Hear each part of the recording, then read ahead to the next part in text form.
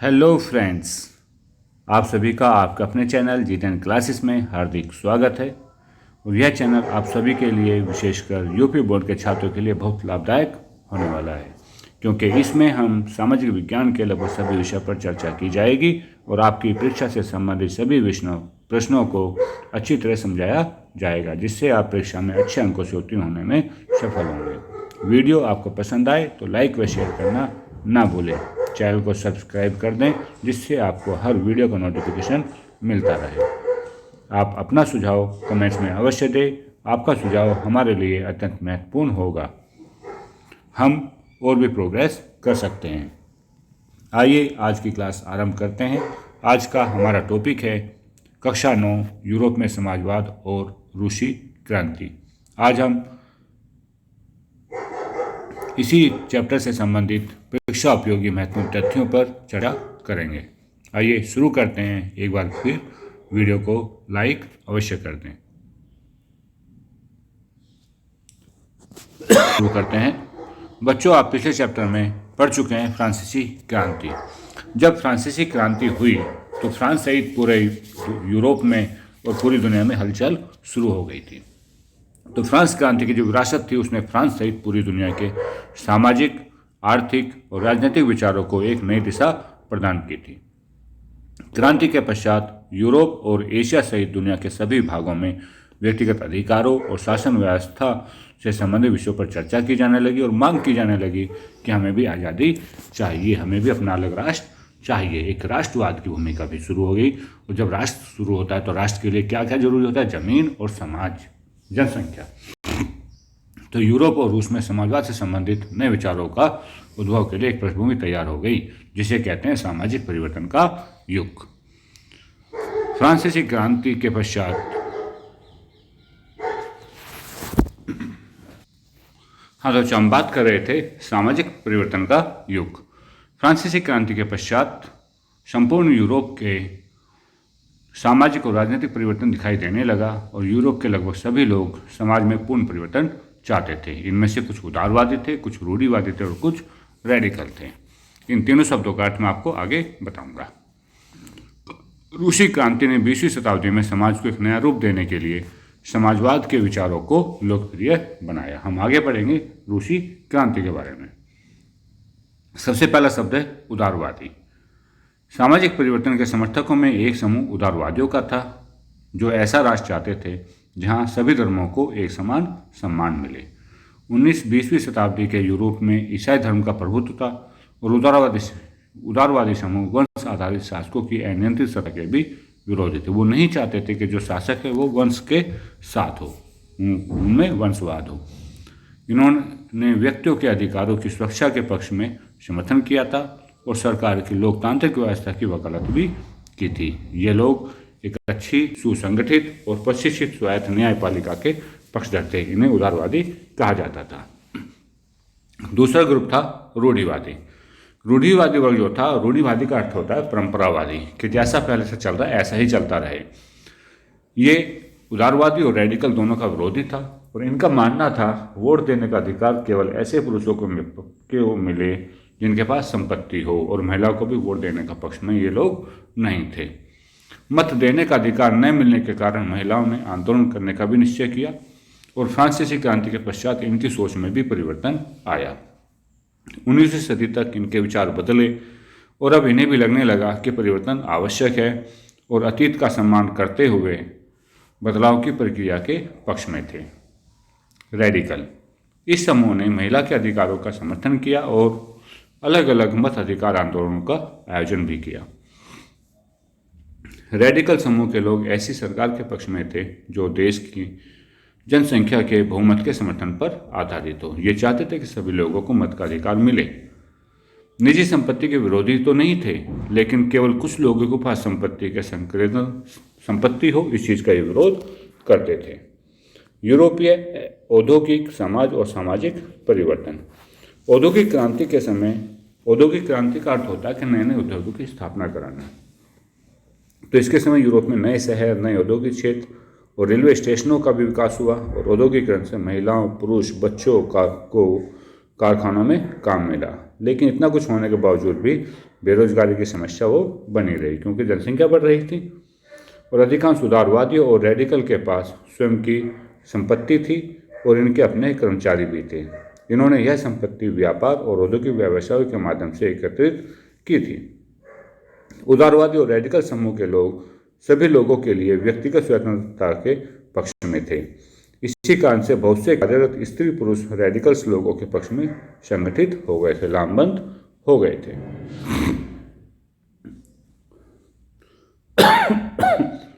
1815 ईस्वी में France, Italy, Germany और रूस में कुछ राष्ट्रवादी, उदारवादी और रेडिकल्स क्रांति के पक्ष में थे और ये एक साथ मिलकर राजतंत्र को समाप्त करना चाहते हैं। राजतंत्र वही होता है जो एक वंश का, एक राजा का शासन होता है, उसे राजतंत्र कहा जाता है, जो वंशवाद होता है। राष्ट्रवादी कार्यकर्ता क्रांति के द्वारा एक ऐसे राष्ट्र की स्थापना करना चाहते थे जिसमें सभी नागरिकों को समान अधिकार प्राप्त हो और इटली के राष्ट्रवादी गिसेप्पे मैजिनी ने 1815 ईस्वी के पश्चात राष्ट्रवादियों के साथ मिलकर एक ऐसे इटली का गठन की प्रक्रिया आरंभ की जहां सभी को समान अधिकार प्राप्त हो सके। यूरोप में समाजवाद का आगमन समाज के पुनर्गठन को सबसे दूरगामी दृष्टि प्रदान करने वाली विचारधारा जो थी वह समाजवाद थी, क्योंकि एक राष्ट्र का निर्माण समाज से और समाज का निर्माण समाजवाद से ही संभव है। 19वीं शताब्दी तक यूरोप में फैले समाजवादी विचारों के माध्यम से यह प्रसार किया गया था कि व्यक्तिगत नियंत्रण के स्थान पर संपत्ति को ही सामूहिक रूप से नियंत्रण किया जाना चाहिए। निजी संपत्ति को समाजवादी समाज के बीमार होने का मुख्य कारण मानते थे। समाजवादियों के विचार अलग अलग थे। जैसे इंग्लैंड के उद्योगपति रॉबर्ट ओवेन द्वारा एक नया समन्वय नाम से एक नए समुदाय की रचना का प्रयास किया गया था और फ्रांसीसी समाजवादी लुई ब्लॉक चाहते थे कि सरकार द्वारा सामूहिक उद्यमों को बढ़ावा दिया जाए और पूंजीवादी उद्यमों को हटाया जाए। मतलब जो पूंजीवादी थे, जो व्यक्तिवादी थे, उसको हटाया जाए और सरकार द्वारा ही सामूहिक उद्योग लगाए जाए।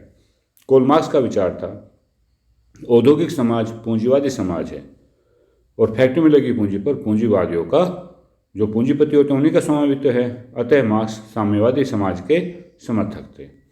फ्रेडरिक एंगल्स यह भी मार्क्स के विचारों के समर्थक थे और ये कहते थे कि मजदूरों को पूंजीवाद और निजी संपत्ति के शासन को समाप्त करना होगा। समाज के लिए समर्थन 1870 के दशक में समाजवादियों ने अपने प्रयासों में समन्वय लाने के लिए द्वितीय इंटरनेशनल नामक एक अंतर्राष्ट्रीय संस्था बनाई। पूछा जा सकता है कि द्वितीय इंटरनेशनल संस्था क्यों बनाई गई? तो यह बनाई थी जो समाजवादी अपना प्रयास कर रहे थे समाज को अच्छा बनाने के लिए, उद्योग अच्छा बनाने के लिए, पूंजीपतियों के राजतंत्र को समाप्त करने के लिए। इसको देखते हुए इंग्लैंड और जर्मनी के मजदूरों ने अपनी कार्य स्थिति और जीवन में सुधार लाने के लिए संगठन बनाने शुरू कर दिए थे। जर्मनी में सोशल डेमोक्रेटिक पार्टी के साथ इन संगठनों ने काम शुरू किया था और इन्हें संसदीय चुनाव में सीट दिलाने में भी सहायता की थी। ब्रिटेन में समाजवादियों और यूनियन आंदोलनकारियों ने वर्ष 1905 में लेबर पार्टी के नाम से और फ्रांस में सोशलिस्ट पार्टी के नाम से एक अलग पार्टी का गठन हो गया था और वर्ष 1914 में यूरोप में कहीं भी समाजवादी सरकार के गठन में सफल नहीं हो पाए, परंतु उन्होंने स्वयं एक सुदृढ़ता से संसदीय राजनीति में प्रस्तुत किया। रूसी साम्राज्य रूस में लंबे समय से निरंकुश जारशाही का शासन था और जिसकी स्थापना 1325 और 40 ईस्वी में हुई और जार शासक राजत्व के दैवीय सिद्धांत में विश्वास रखते थे और रूस की क्रांति के समय जार निकोलस द्वितीय रूस का शासक था। तो रूस में भी निरंकुश जारशाही का था, शासकों का अंश था और जो जार के शासक थे वो राजत्व को दैवीय सिद्धांत, मतलब राजा को भगवान मानते थे, उन्हीं को देवता मानते थे। 1914 का रूसी साम्राज्य वर्ष 1914 में जार निकोलस द्वितीय का रूस और उसके पूरे साम्राज्य पर शासन था। रूसी साम्राज्य में Finland, Latvia, Lithuania, Estonia, Poland, Belarus के कुछ क्षेत्र भी शामिल थे और इसमें मध्य एशिया के राज्य जॉर्जिया, आर्मेनिया और एजरबान भी सम्मिलित थे। रूस में जो सबसे ज़्यादा थे वो लोग मानते थे ऑर्थोडॉक्स क्रिश्चियनिटी, मतलब पारंपरिक क्रिश्चियन को, वो ईसाई धर्म को मानने वाले लोग थे और रूसी साम्राज्य के अंदर में रहने वाले कैथोलिक, प्रोटेस्टेंट, मुस्लिम और बौद्ध भी सम्मिलित थे। वर्ष 1914 के इस पहले बनी राजनीतिक पार्टियां गैर कानूनी थी और मार्क्स के विचारों को मानने वाले समाजवादियों ने 1898 ईस्वी में Russian social democratic workers party यानी कि रूसी सामाजिक लोकतांत्रिक श्रमिक पार्टी का गठन किया था। 19वीं शताब्दी में सोशलिस्ट रिवॉल्यूशनरी पार्टी का गठन किया गया और इस पार्टी ने किसानों के अधिकारों के लिए संघर्ष किया और मांग की थी कि सामंतों द्वारा यानी कि जमींदारों द्वारा अधिकृत ली गई भूमि को किसानों को वापस कर दिया जाए। और रूस में समाजवादी मुक्त ऐसे लोगों का संगठन था जो निजी संपत्ति के विरुद्ध में थे। लेनिन और समाजवादी आंदोलन। सोशल डेमोक्रेटिक पार्टी रूस के दो भागों में विभाजित हो गई थी। एक लेनिन के नेतृत्व वाला गुट जो बोल्शेविक कहलाया और दूसरा अल्पमत गुट जो मेसेविक कहलाया था। लेनिन के नेतृत्व में बोल्शेविक आंदोलन के समय सुदृढ़ होता गया और इसने रूस में समाजवादी सरकार की स्थापना की और आंदोलन को संचालित करने के लिए लेनिन ने लाल सेना का गठन किया था। पूछा जा सकता है लाल सेना का गठन किसने किया? लेनिन ने किया था। परिवर्तनकारी युग यानी कि वर्ष 1905 की क्रांति। प्रश्न है रूस में क्रांति कब शुरू हुई? रूस में क्रांति 1905 ईस्वी में शुरू हुई। 20वीं सदी के आरंभ में भी रूस निरंकुश राजशाही था। जार संसदीय और जो जार था वो राष्ट्रीय संसद के अधीन नहीं था। जार कौन था? रूस का शासक। 1905 की क्रांति के समय सोशल डेमोक्रेट्स और समाजवादी क्रांतिकारियों ने कृषकों के साथ मिलकर कार्य किया और एक संविधान की मांग की। ड्यूमा का गठन निर्वाचक प्रतिनिधि के रूप में रूस में वर्ष 1905 में किया गया और रूढ़िवादी राजनीतिज्ञों को ड्यूमा में प्रतिनिधित्व के लिए जार द्वारा नियुक्त किया जाता था। ड्यूमा संसद, जो रूस की संसद है उसे ड्यूमा कहा जाता है। रूसी मजदूरों द्वारा आंदोलन व हड़ताल। वर्ष 1904 में गठित की गई असेंबली ऑपरेशन वर्ष रूसी श्रमिक विभाग के 4 सदस्यों को प्यूटी लो आयरन वर्क से हटाने के कारण मजदूरों ने आंदोलन करने की घोषणा की थी और इसी के कुछ दिनों पश्चात सेंट पीटर्सबर्ग में लाखों मजदूर वेतन में वृद्धि और कार्यस्थिति में सुधार, काम के घंटे को घटाकर 8 घंटे किया जाने की मांग को लेकर हड़ताल पर चले गए थे। धातु संबंधित कार्य करने वालों को कुलीन श्रमिक कहा जाता था।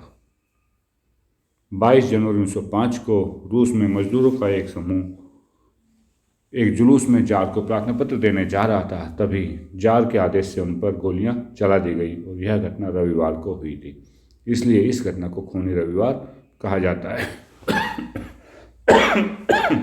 इस घटना में 100 से अधिक मजदूर मारे गए थे और 1905 ईस्वी की क्रांति के दौरान क्रांति की शुरुआत इसी घटना से मानी जाती है, क्योंकि मजदूर हड़ताल कर रहे थे। वह अपना एक प्रार्थना पत्र लेकर के जार के पास जा रहे थे और जार ने आदेश दे दिया कि उन पर गोली चला दी, मतलब प्रार्थना पत्र को स्वीकार नहीं किया और उन पर गोलियां चला दी गई। तो इसमें काफ़ी 100 से अधिक मजदूर मारे गए थे। तो मतलब सड़क पर खून ही खून हो गया था। तो और दिन किसका था? संडे का, रविवार का। तो इसलिए इसको ब्लडी संडे या खूनी रविवार कहा जाता है। रूसी साम्राज्य और प्रथम विश्व युद्ध। वर्ष 1914 में 2 यूरोपीय गठबंधनों के मध्य युद्ध भी शुरू हुआ। एक और जर्मनी, ऑस्ट्रिया और तुर्की और दूसरी ओर फ्रांस, ब्रिटेन व रूस थे।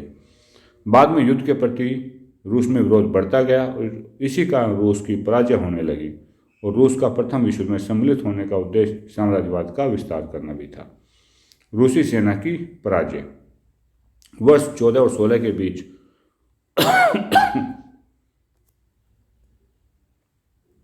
रूसी सेनाओं को ऑस्ट्रिया और जर्मनी से पराजय का सामना करना पड़ा और रूसी सेना का मनोबल गिर गया। युद्ध का प्रभाव।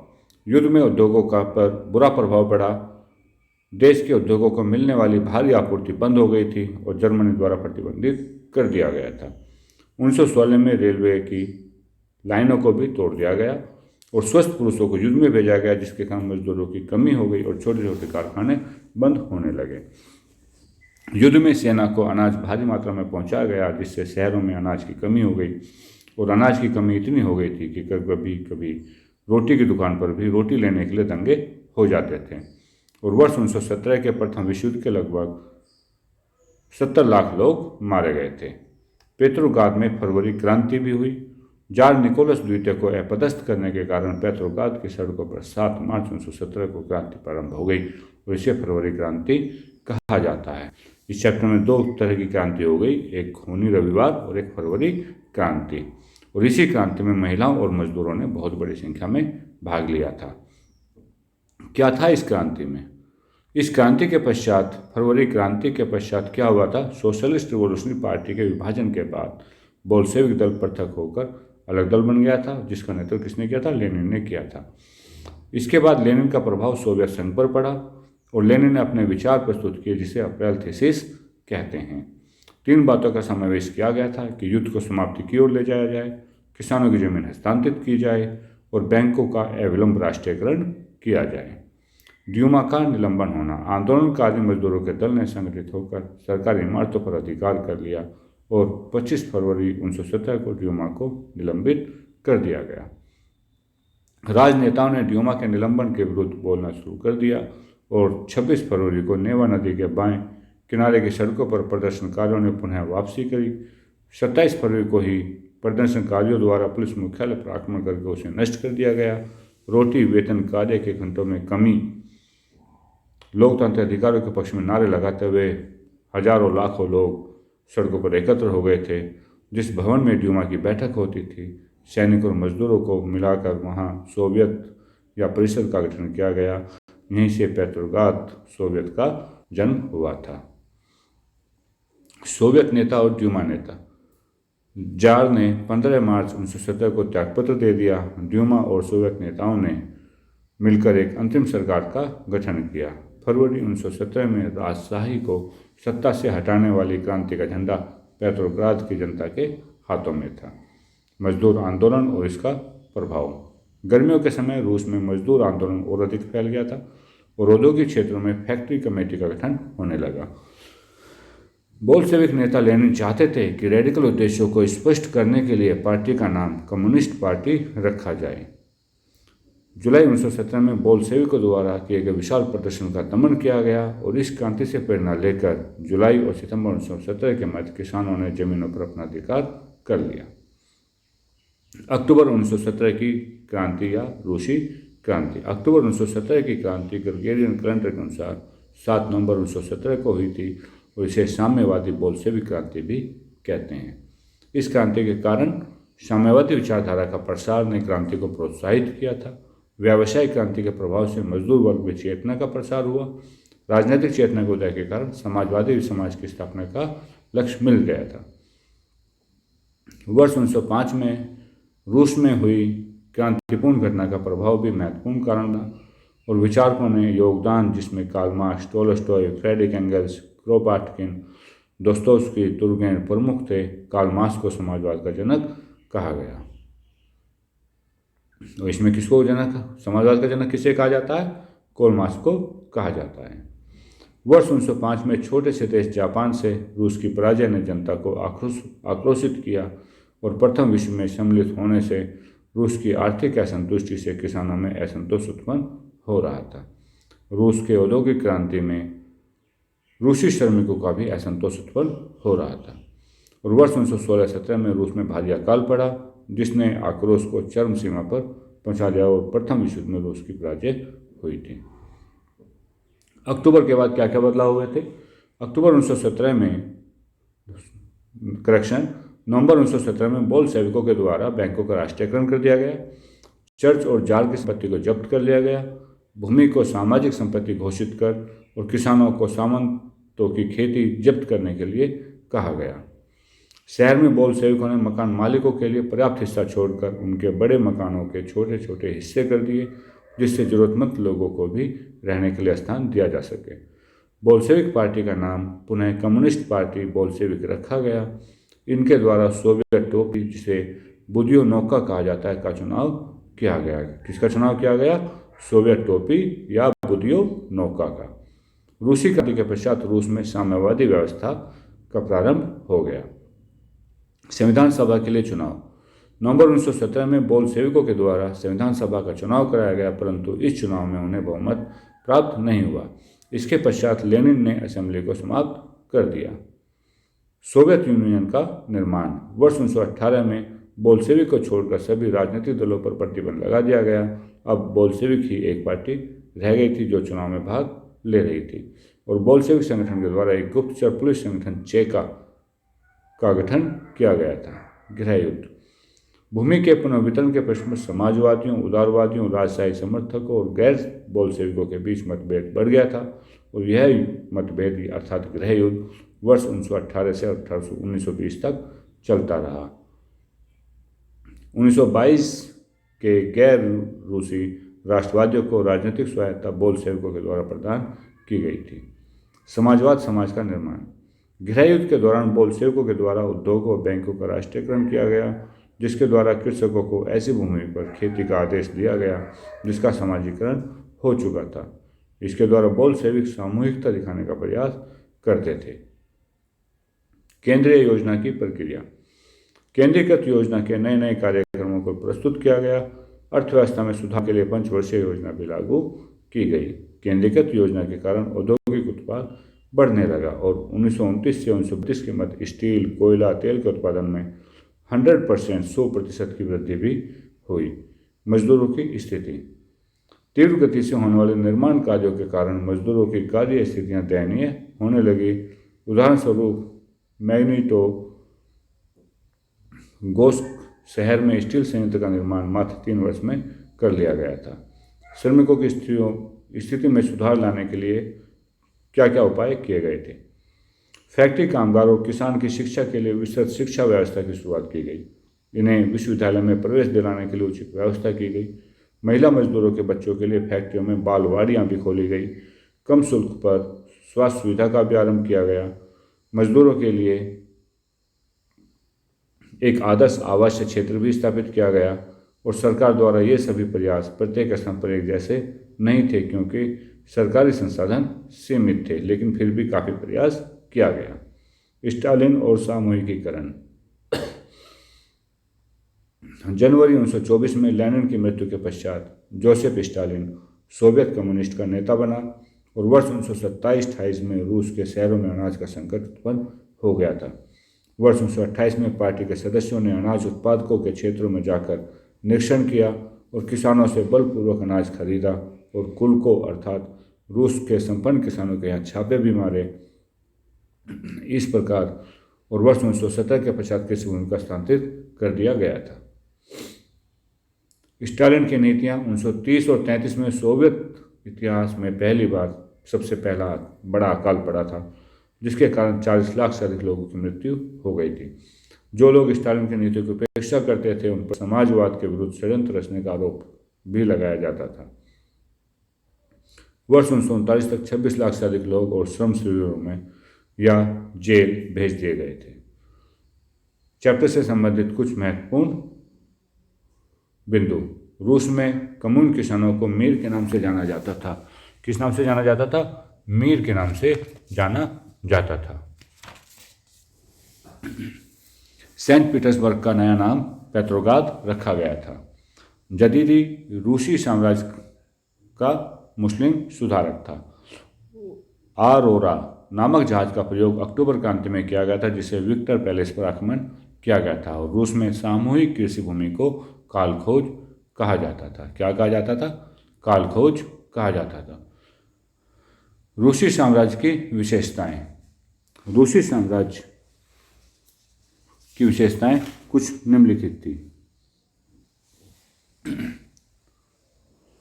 जैसे अर्थव्यवस्था और समाज। 20वीं सदी के प्रारंभ में रूस की 85% जनता आजीविका के लिए कृषि पर निर्भर थी और रूस के महत्वपूर्ण औद्योगिक क्षेत्र अधिकांश सेंट पीटर्सबर्ग और मॉस्को में स्थित थे। 1890 ईस्वी में रेलवे के विस्तार के कारण अनेक फैक्ट्रियों की शुरुआत हुई थी। इसके साथ ही विदेशी निवेशक भी बड़ी मात्रा में यहाँ पहुँचे और अधिकांश कारखाने उद्योगपतियों की निजी संपत्ति थे। हालांकि सरकारी विभाग द्वारा इन फैक्ट्री पर नज़र रखी जाती थी कि मजदूरों को न्यूनतम वेतन मिले और कार्य करने का समय निश्चित रहे। मजदूर की स्थिति कैसी थी? मजदूरों को सामाजिक समूह या उनके कौशल द्वारा विभाजित किया गया था। कुछ मजदूरों का संबंध गांव से या कुछ का शहरों से भी होता था। वर्ष 1914 में लगभग 31% महिलाएं फैक्ट्रियों में मजदूर के रूप में कार्य करती थी, परंतु इन्हें मजदूरी पुरुषों की अपेक्षा कम मिलती थी। ग्रामीण क्षेत्रों में कृषकों की स्थिति कुछ इस प्रकार थी। ग्रामीण क्षेत्रों में अधिकांश जनसंख्या कृषि पर आधारित थी, परंतु सर्वाधिक कृषि भूमि पर अधिकार कुलीन वर्ग, राजशाही, ऑर्थोडॉक्स चर्च का था और संपन्न कृषकों को कुलक कहा जाता था। अक्सर पूछा जाता है कि कुलक किसे कहा जाता था, तो संपन्न कृषक को कुलक कहा जाता था। मजदूर के समान किसान भी बटे हुए थे। किसान बहुत धार्मिक स्वभाव के थे, जो सामंतों और नवाबों का बिल्कुल भी सम्मान नहीं करते थे। वर्ष 1902 में दक्षिण रूस और वर्ष 1905 में संपूर्ण रूस में कृषक विद्रोही गतिविधियां अपनाने लगी थी। इस प्रकार से आज के महत्वपूर्ण तथ्य कुछ समाप्त होते हैं। अगले वीडियो में आपको कुछ प्रश्नों पर चर्चा की जाएगी। उम्मीद है कि आपको यह वीडियो पसंद आई होगी, इसलिए इसको लाइक, शेयर और चैनल को सब्सक्राइब करना ना भूलें, जिससे हमें भी मोटिवेशन मिलता रहे और हम आपके लिए नए नए प्रश्नों की श्रृंखला बनाते रहे, जो आपके लिए बहुत ही महत्वपूर्ण सिद्ध होंगे। Thank you.